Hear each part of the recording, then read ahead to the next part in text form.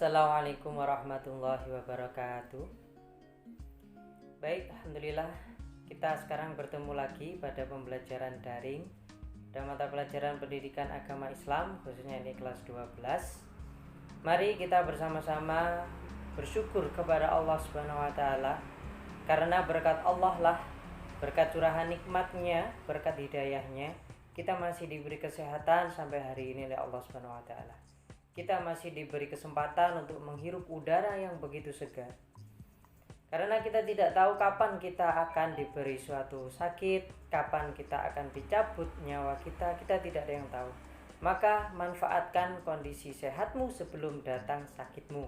Maka dari itu bersyukur itu hukumnya wajib, terutama mensyukuri kenikmatan sehat kita dalam kehidupan sehari-hari. Salawat serta salam mudah-mudahan selalu tercurahkan kepada junjungan kita Nabi besar Muhammad SAW, Nabi yang kita harapkan syafaatnya kelak, Nabi yang telah membimbing kita ke jalan yang benar, yakni ad-dinul Islam. Baik, sebelum memulai pembelajaran pendidikan agama Islam pada kesempatan kali ini, marilah kita berdoa dulu kepada Allah Subhanahu wa taala. Mudah-mudahan pembelajaran kita ke depan dimudahkan oleh Allah, bermanfaat, bernilai ibadah serta barokah bagi kita semua. Ala hadihin ya ala kulli niyatin sholihah. Al-Fatihah. A'udzu billahi minasyaitonir rajim. Bismillahirrahmanirrahim. Alhamdulillahirabbil alamin arrahmanir rahim maliki yaumiddin. Iyyaka na'budu wa iyyaka nasta'in ihdinas shiratal mustaqim.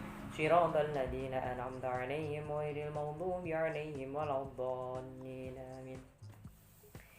Baik, untuk berikutnya mari kita belajar. Materi kali ini adalah tentang melestarikan lingkungan. Bagaimana cara kita melestarikan lingkungan? Otomatis kita nanti akan belajar melalui firman Allah dalam Al-Quran dan juga sabdanya Rasulullah dalam hadisnya. Maka pada kesempatan kali ini kita akan belajar tentang cara melestarikan lingkungan berdasarkan 4 ayatnya Allah Subhanahu wa taala dan 1 hadis dari Rasulullah Subhanahu wa taala. Untuk lebih lengkapnya mari kita simak pemaparan materi berikut ini. Baik, kita sekarang sudah mulai memasuki materi, yang mana materi yang akan kita pelajari pada kesempatan kali ini adalah membahas tentang bagaimana cara melestarikan lingkungan. Ini adalah materi Al-Quran Hadis kelas 12, yang mana ketika kita akan melestarikan lingkungan, maka kita pun juga berlandaskan kepada firman-Nya Allah dengan dalil-dalil ayatnya dan juga sabda Rasulullah melalui hadisnya. Maka ada 4 ayat dan 1 hadis yang akan kita bahas pada kesempatan kali ini. Yang pertama adalah Quran surat Ar-Rum ayat 41 sampai 42 yang nantinya akan menjelaskan tentang kerusakan alam di bumi. Kemudian ada Quran surat Al-Baqarah ayat 204 sampai 206 yang akan menjelaskan tentang perilaku orang munafik terhadap kelestarian alam. Yang ketiga ada Quran surat Al-Furqan ayat 45 sampai 50 yang menjelaskan tentang ciptaan Allah untuk manusia. Kemudian ada Quran surat Shad ayat 27 yang menjelaskan tentang penciptaan alam dengan benar. Dan yang terakhir nanti ada hadis riwayat Bukhari Muslim dari Anas bin Malik yang menjelaskan tentang tanam menanam. Baik, untuk pertama yaitu Quran surat Ar-Rum ayat 41 sampai 42. Ini akan menjelaskan tentang kerusakan alam di bumi. Kita simak ayatnya sebagai berikut. A'udzu billahi minasyaitonir rajim. Bismillahirrahmanirrahim. Dhaharal fasadu fil barri wal bahri bima kasabat aydin nasi liyudhiqahum ba'dalladhi amilu la'allahum yarji'un. Qul siru fil ardi fanzuru kaifa kana 'aqibatul ladzina min qabl kana aktsaruhum musyrikin. Di sini menerangkan bahwa telah nampak kerusakan di darat dan di laut disebabkan karena perbuatan tangan manusia itu sendiri. Supaya kemudian Allah akan memberikan kepada manusia supaya mereka merasakan sebagian dari akibat perbuatan mereka, agar mereka kembali ke jalan yang benar. Katakanlah, adakanlah perjalanan di muka bumi dan perhatikanlah bagaimana kesudahan orang-orang yang terdahulu. Kebanyakan dari mereka itu adalah orang-orang yang mempersekutukan Allah. Maka pada ayat ini menjelaskan bahwa telah nampak kerusakan di darat dan di laut itu disebabkan karena tangan manusia, entah dari kesalahan untuk mengelola buminya atau keserakahannya untuk mengeruk harta yang ada di bumi ini. Maka kebanyakan dari mereka itu adalah orang-orang yang mempersekutukan Allah, orang-orang yang musyrik. Itu kebanyakan mereka yang berbuat kerusakan di bumi ini. Ada beberapa hukum tajwid pada Quran surat Ar-Rum ini. Yang saya tampilkan ada 5. Yang pertama ada boharol fasada, alif lam berharokat sukun, itu berarti al-qamariyah.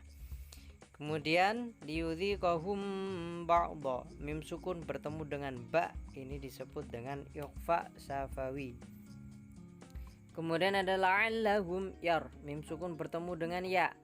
Ini adalah hukum mim sukun, yang mana ketika mim sukun bertemu selain mim dan ba itu disebut dengan idhar syafawi. Berikutnya ada fanzuru, nun sukun bertemu dengan dha. Ini adalah ikhfa hakiki. Perbedaan ikhfa hakiki dan ikhfa syafawi itu terletak pada hukumnya. Yang kalau ikhfa syafawi itu adalah hukum mim sukun, maka yang di awal tadi mim sukun bertemu dengan ba. Kalau ikhfa hakiki itu adalah hukum nun sukun, yang hurufnya bertemu dengan huruf 15. Dan yang terakhir ada aksaruhum musyrikin, mim sukun bertemu dengan mim. Mim bertemu dengan mim itu disebut dengan idgham mimi. Baik, penjelasan dari ayat ini, Allah menunjukkan bahwa telah terjadi kerusakan di muka bumi, baik di darat dan lautan. Salah satu contohnya ada di gambar samping kanan kita ini. Itu adalah contoh dari penebangan pohon yang secara liar, yang awalnya di tahun 2009 alam ini masih hijau, yang mana hutan itu adalah termasuk paru-paru bumi. Maka kemudian karena ulah tangan manusia yang serakah sehingga tebang pohon secara liar, maka kemudian di tahun 2019 pohon yang awalnya hijau itu menjadi rusak, kering, dan ini justru nanti akan menimbulkan bencana, entah itu longsor, banjir, ataupun kebakaran hutan. Kejadian-kejadian di alam itu membuat ketidakseimbangan alam seperti perubahan musim, cuaca yang ekstrim, kemarau yang berkepanjangan, yang mana semuanya itu menyengsarakan manusia itu sendiri. Kerusakan yang terjadi di muka bumi itu atas perilaku manusia sendiri, seperti tadi dijelaskan dalam ayatnya, baik disebabkan perilaku maksiat dari orang itu ataupun kesalahan dalam pengelolaan bumi. Namun mayoritas karena perilaku maksiat, orang yang serakah, orang yang tidak mau mentaati Allah Subhanahu wa taala. Allah memberi kemungkinan manusia untuk sadar dan kembali ke jalan Allah. Bagi manusia yang ingat akan tanda-tandanya Allah berupa musibah, maka dia akan kembali ke jalan Allah setelah merasakan sebagian dari akibat perilaku mereka. Allah juga memerintahkan manusia untuk merenungkan kejadian-kejadian yang dilakukan oleh orang-orang musyrik di masa lalu. Karena orang-orang di masa lalu yang berbuat kerusakan itu adalah orang-orang musyrik. Ayat kedua yaitu Quran surat Al-Baqarah ayat 204-206 yang menjelaskan tentang perilaku orang munafik terhadap kelestarian alam. Ayatnya berbunyi, A'udzu billahi minasyaitonir rajim. Bismillahirrahmanirrahim. Wa minan nasi man yu'jibuka qawluhu fil hayatid dunya wa yushhidullaha ala ma fi qalbihi wa huwa aladdul khisam. وإذا تولى سعى في الأرض ليفسد فيها ويهلك الحرث والنسل والله لا يحب الفساد وإذا قيل له اتق الله أخذته العزة بالإثم فحسبه جهنم ولبئس المهاد. Yang artinya di sini, dan di antara manusia ada orang yang ucapannya tentang kehidupan dunia itu menarik sekali, menarik hatimu, dan dipersaksikannya kepada Allah atas kebenaran isi hatinya. Dia bersaksi, bersumpah atas Allah akan yang dia ucapkan, padahal ia adalah penantang yang paling keras. Dan apabila ia berpaling dari kamu, ia berjalan di bumi untuk mengadakan kerusakan padanya dan merusak tanam-tanaman dan juga binatang ternak. Dan Allah tidak menyukai kebinasaan. Dan apabila dikatakan kepadanya bertakwalah kepada Allah, bangkitlah kesombongannya yang menyebabkannya dia berbuat dosa, maka cukuplah balasannya neraka jahanam. Dan sungguh neraka jahanam itu tempat tinggal yang seburuk-buruknya. Ada orang munafik yang ngomongnya itu bagus, sangat menarik sekali, namun padahal omongannya itu tidak sesuai dengan perilakunya, perilaku yang merusak tanam-tanaman dan binatang ternak. Sementara Allah tidak menyukai kebinasaan. Artinya orang yang berbuat kerusakan itu tidak disukai oleh Allah Subhanahu wa taala. Ketika diserukan untuk bertakwa kepada Allah, malah justru dia sombong akan dirinya sendiri. Maka orang yang seperti itu balasannya adalah neraka jahanam, sesuai Quran surat Al-Baqarah ayat 204 sampai 206. Jadi ayat tersebut itu menegaskan tentang perangai ataupun sikap dari orang-orang munafik yang mana di sini sikap mereka terhadap kelestarian lingkungan.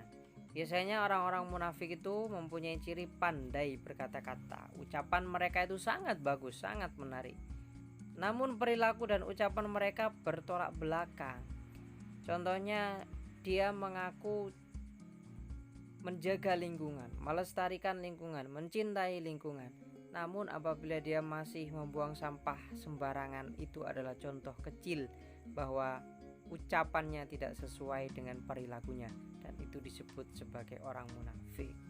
Bahkan ego kesombongan mereka bangkit saat diminta berpartisipasi dalam pelestarian alam. Merasa dirinya paling benar, merasa dirinya paling betul, merasa dirinya sudah menerapkan pelestarian alam itu, padahal perilakunya tidak sedemikian rupa. Terkait dengan alam, mereka menunjukkan kepedulian terhadap kelestarian lingkungan, tetapi sesungguhnya merekalah yang merusak kelestarian alam. Jadi di depan dibungkus dengan kebaikannya, kepedulian terhadap kelestarian lingkungan, namun di sisi lain dia memiliki niat yang buruk yang malah justru merusak kelestarian alam, yang digunakan untuk mengambil keuntungan bagi dirinya sendiri. Maka orang yang seperti itu akan mendapatkan balasan dari perbuatan mereka berupa neraka jahanam. Ada beberapa hukum tajwid pada ayat tadi.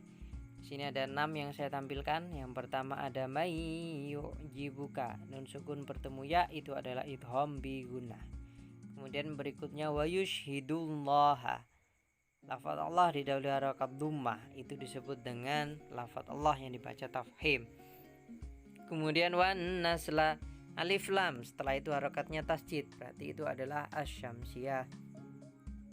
La yuhibbul fasad, ada matobi'i di situ dan di akhir kalimat. Maka matobi'i yang di akhir kalimat maka disebut dengan mat arid disukun.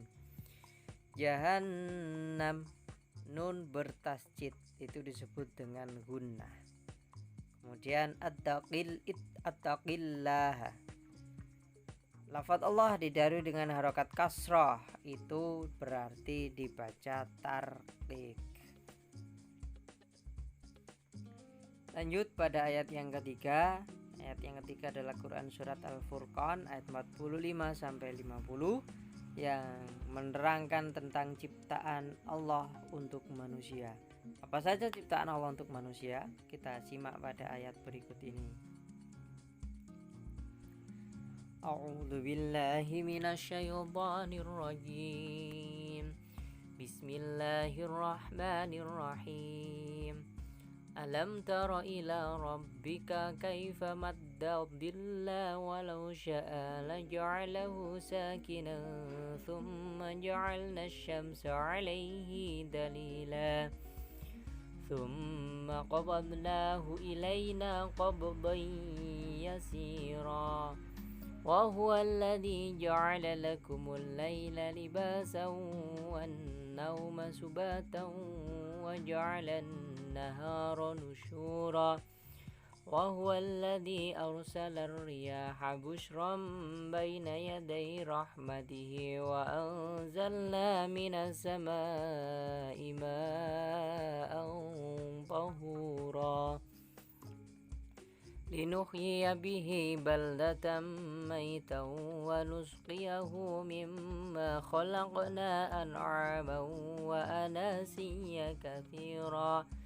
ولقد صرفناه بينهم ليذكروا فأبى أكثر الناس إلا كفورا. Ayat ini cukup panjang, yang mana di sini menjelaskan tentang apakah kamu tidak memperhatikan penciptaan dari Tuhanmu, bagaimana Dia memanjangkan dan memendekkan bayang-bayang dan kalau Dia menghendaki niscaya Dia menjadikan tetap bayang-bayang itu. Kemudian kami jadikan matahari sebagai petunjuk atas bayang-bayang itu. Kemudian kami menarik bayang-bayang itu kepada kami dengan tarikan yang perlahan-lahan.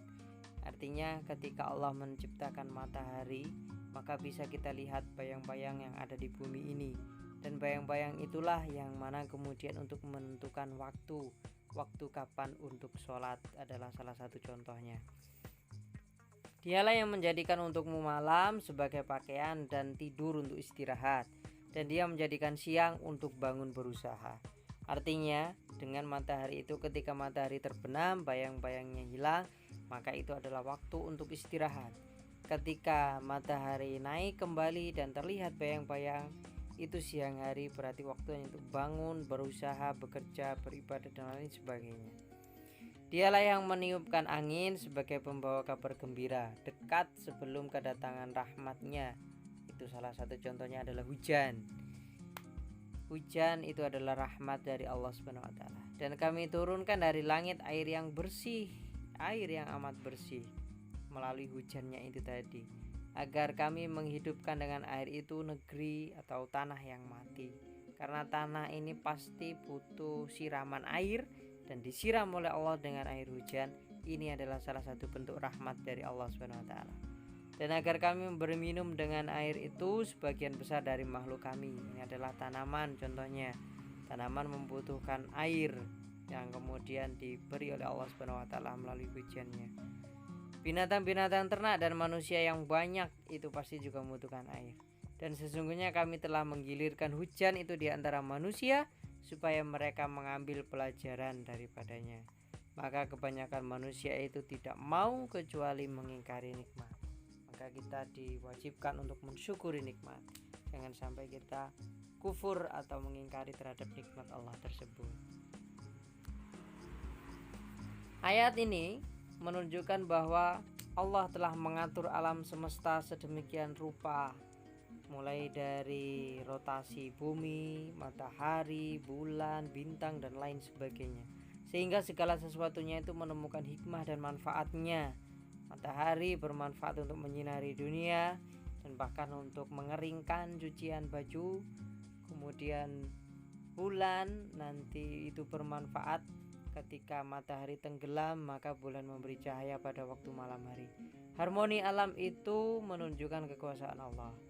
Proses terjadinya bayangan suatu benda bermanfaat untuk menentukan waktu, yaitu waktu sholat contohnya. Terlebih lagi ada jam itu juga ditentukan oleh bayangan dari matahari itu.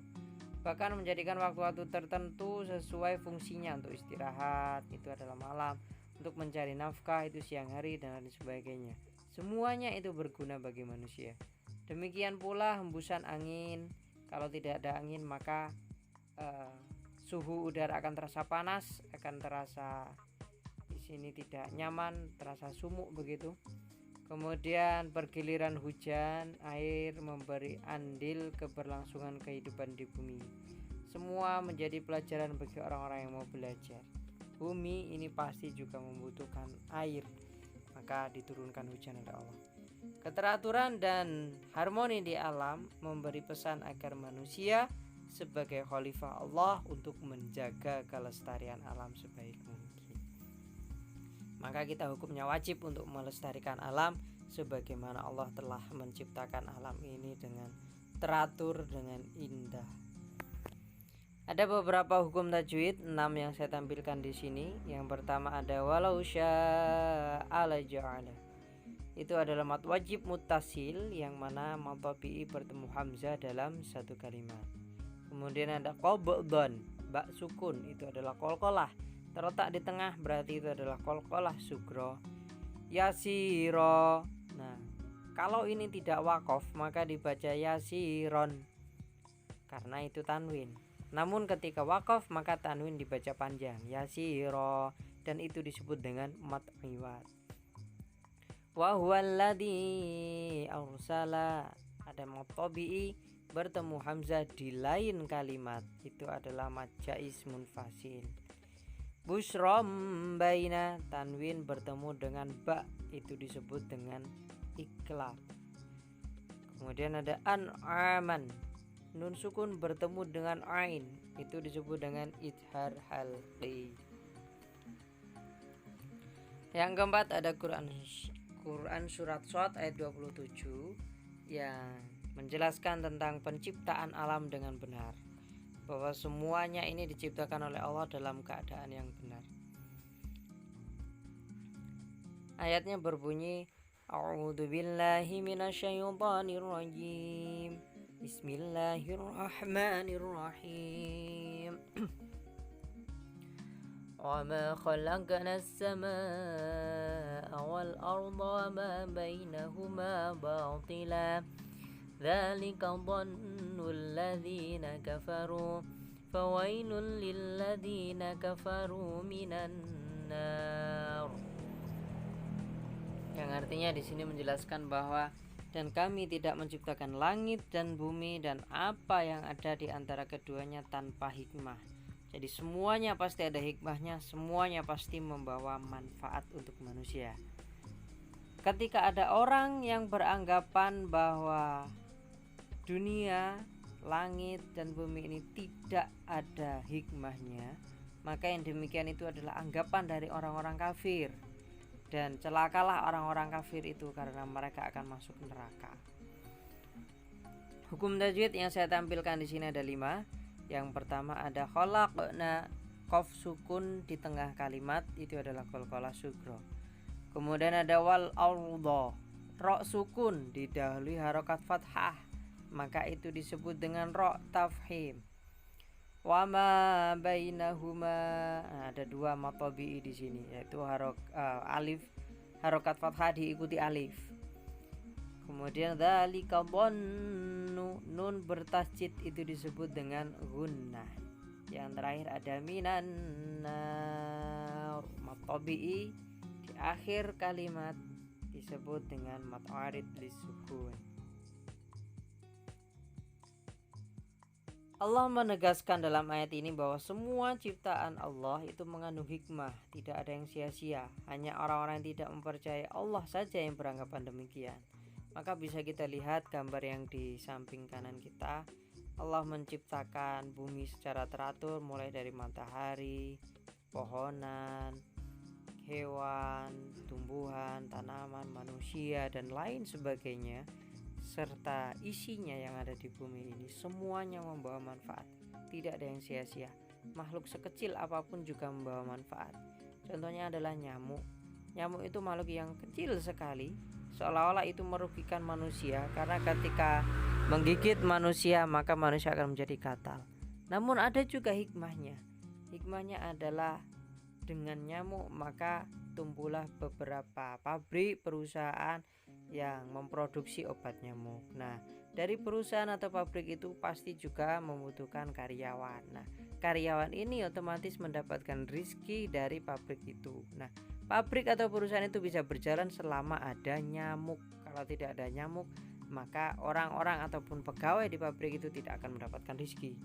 Maka nyamuk pun itu membawa hikmah dan manfaatnya. Seluruh ciptaan Allah tidak ada yang sia-sia.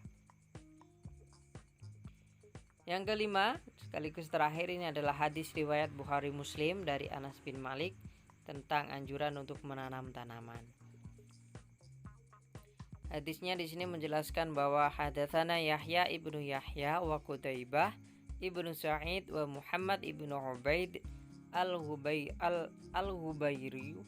wa lafdhu li Yahya qala Yahya akhbarana wa qala al-akharuna hadatsana Abu Awanah an Qatadah an Anas qala Rasulullah sallallahu alaihi wasallam ma min muslimin yahrisu ghursan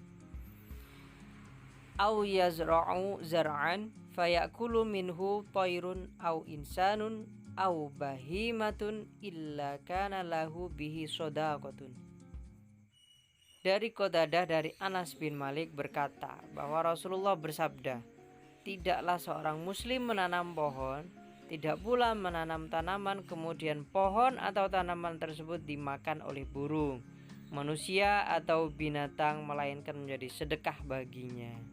Artinya ketika seseorang menanam tanaman dan tanaman itu membawa manfaat untuk makhluk lainnya, untuk hewan, untuk manusia dan lainnya, maka itu menjadi sedekah bagi orang yang menanam tanaman tersebut. Jadi ini sedekah yang mungkin tidak kita rasakan, namun ini bernilai sedekah dan bernilai pahala bagi kita semua. Maka dianjurkan untuk menanam tanaman yang bermanfaat untuk makhluk lain. Hadis ini menjelaskan bahwa menanam tanaman atau pohon sangat bermanfaat bagi makhluk lain dan menjadi sedekah bagi yang menanamnya.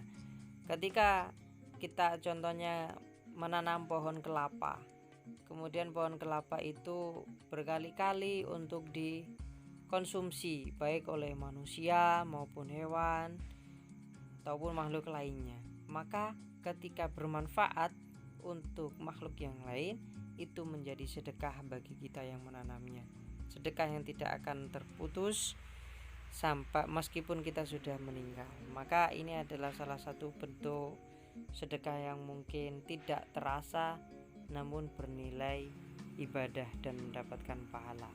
Dianjurkan oleh Rasulullah menanam tanaman, sebagai contohnya di gambar samping kanan ini, orang yang menanam tanaman kemudian bisa menjadi pohon dan bermanfaat untuk makhluk lain. Sekian, terima kasih dari saya, kurang lebihnya mohon maaf dan semoga bermanfaat. Baik, kurang lebih itu tadi pemaparan materi dari pembelajaran kita hari ini yang membahas tentang tata cara melestarikan lingkungan, yang mana pada ayat pertama tadi kita telah ditampakkan beberapa kerusakan lingkungan di bumi ini yang disebabkan oleh ulah tangan manusia itu sendiri, entah dari perbuatan maksiat mereka atau dari kesalahan dalam pengelolaan bumi. Kemudian pada ayat kedua kita juga dijelaskan tentang tanda-tanda orang munafik terhadap kelestarian lingkungan. Contohnya orang tersebut mengaku akan melestarikan lingkungan, mengaku cinta lingkungan, tapi dia masih membuang sampah sembarangan. Itu adalah contoh kecil, itu adalah contoh dari orang yang munafik terhadap kelestarian lingkungan. Kemudian pada ayat yang ketiga kita telah telah dijelaskan beberapa ciptaan Allah Subhanahu wa taala yang maha sempurna, mulai dari langit, bumi, pergantian siang, malam, gunung, lautan dan lain sebagainya. Itu adalah semuanya untuk manusia dan otomatis manusia harus melestarikannya. Dan pada ayat yang keempat kita juga dijelaskan bahwa segala ciptaan Allah itu ada hikmahnya. Segala ciptaan Allah itu bermanfaat bagi seluruh umat yang ada di bumi ini. Kemudian hal tersebut ditegaskan lagi berdasarkan hadis dari Rasulullah, yang mana kita dianjurkan untuk menanam tanaman apabila tanaman tersebut dimanfaatkan oleh makhluk lain, oleh hewan, oleh manusia itu sendiri dan itu membawa manfaat, maka yang menanam tersebut bernilai sedekah. Nah, jadi sedekah yang mungkin tidak kita rasakan di awal, kita hanya menanam tanaman, namun ketika tanaman tersebut bermanfaat untuk makhluk lain, maka itu bernilai amal sedekah bagi kita semua. Mudah-mudahan kita tergolong umat Allah Subhanahu wa taala yang suka melestarikan lingkungan, yang suka menanam tanaman sehingga bersedekah kepada makhluk lain dan membawa manfaat untuk makhluk yang ada di dunia ini, serta melestarikan bumi dengan lingkungannya supaya tetap terjaga dengan baik sebagaimana Allah menciptakan bumi ini dengan baik. Baik, untuk menutup pembelajaran pada hari ini saya rasa cukup. Kita tutup bersama-sama, kita membaca doa kafaratul majelis. Bismillahirrahmanirrahim. Subhanakallahumma wa bihamdika asyhadu an la ilaha illa anta astaghfiruka wa atubu ilaik. Sekian dari saya, kurang lebihnya mohon maaf. Wallahul muwaffiq ila aqwamit thoriq. Assalamualaikum warahmatullahi wabarakatuh.